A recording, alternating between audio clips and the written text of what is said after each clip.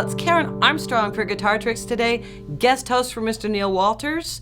We're going to be learning the tip of the week and the lesson of the week in just a minute. But first, I want to let you know that if you are not currently watching at guitartricks.com, you need to browse on over there. If you do, www.guitartricks.com/channel, you will find an opportunity to sign up for the Guitar Tricks newsletter, which is a great thing. You'll get one every week. And if you do sign up, you'll be receiving from now on 2 free lessons, not just 2 free lessons one time, 2 free lessons every week that you are a member of Guitar Tricks.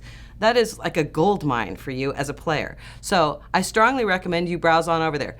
I would wait, if I were you, until I'm done with this lesson, but afterwards I'll remind you, and you go on over and sign up because it is a fantastic deal and you will get a lot of good information over there at Guitar Tricks. All right, on we go. Tip of the week. I call this, it's a little exercise, and I call it number 3 first. What am I talking about? I'm talking about my left hand today, and I'm talking about how most of my students, and most students I see, start just about everything they do with their first finger.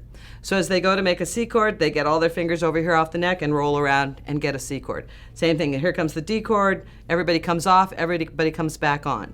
So I would like to teach you an exercise to help encourage you to stop reinventing the wheel every time you change chords. So I'm going to start down here with my G chord. This is what I call the grown-up G chord, and this is key here because I want to get this 3rd finger out front. 2nd finger on the 5th string, 2nd fret, 3rd finger on the 6th string, 3rd fret, and I got my 4th finger, my pinky finger down here on the 1st string, also in the 3rd fret. So notice my 3rd finger is out front here. Here's my G chord. 3rd finger out front.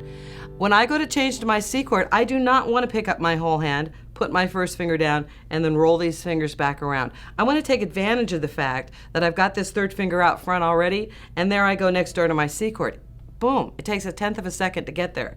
Now I'm going to take this a step further. If I was going to an F chord, I would take those same 2 fingers and move them over another set of strings. Still have that 3rd finger out front. This 2nd and 3rd finger have not changed shape once this whole time. To finish this up, I'm going to take it over to the D chord. Same finger shape. This is the one that people realize the least. My 1st finger comes around. There's that same finger shape with my 2nd and 3rd finger. So let me go over this with you slowly. I'm going to come back down to my G chord. I'm going to put these 2 fingers as we described to begin with. And without even bothering with my other fingers, here's the exercise.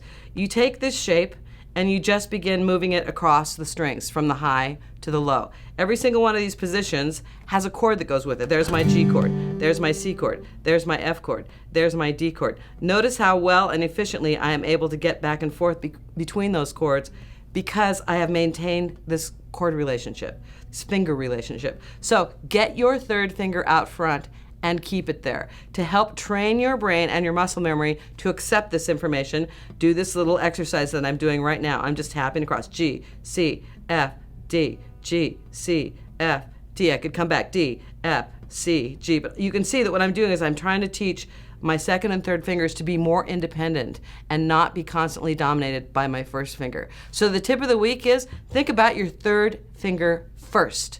You will be a better player for it. All right, now let's take that exact same information into our lesson of the week. I'm going to use the same set of chords, G, C, F, D. And while you're learning this lesson, be sure that you observe what I've taught you in the tip of the week about keeping that 3rd finger out front.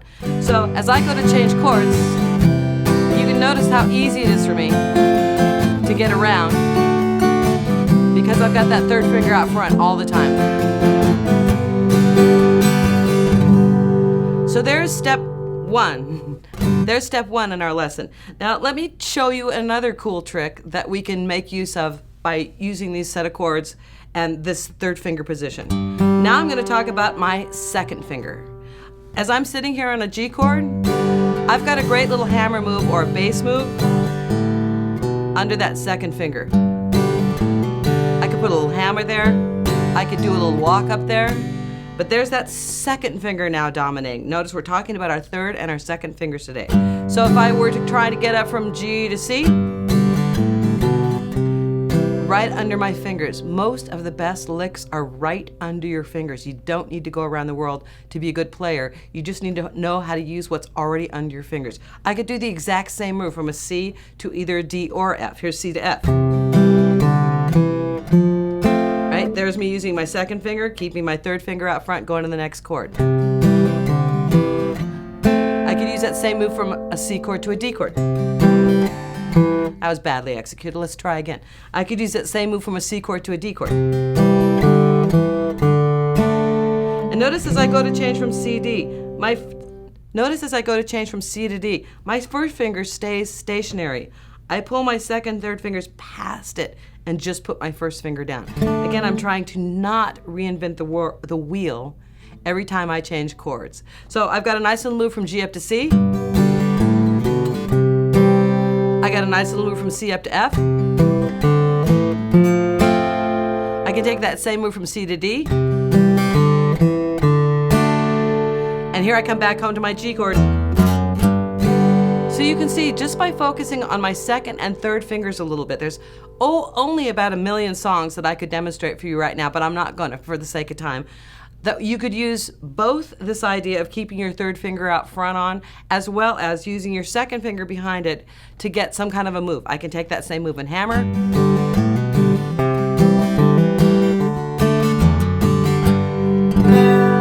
That is your lesson of the week, people. Think about your third finger first, and then start adding in your second finger. There's a lot of really cool detail, bass runs, make your playing a lot more interesting, and more importantly, cleaner, faster, and more accurate. This is Caren Armstrong for Guitar Tricks today. I hope you've enjoyed our lesson and our tip of the week. The last thing for you to do, this is your last piece of homework. Browse over to www.guitartricks.com/channel. Sign up for the newsletter. Get those 2 free lessons a week. Come on down and be a good player, all right? I'll see you next time on Guitar Tricks. Thanks so much. Signing off, y'all.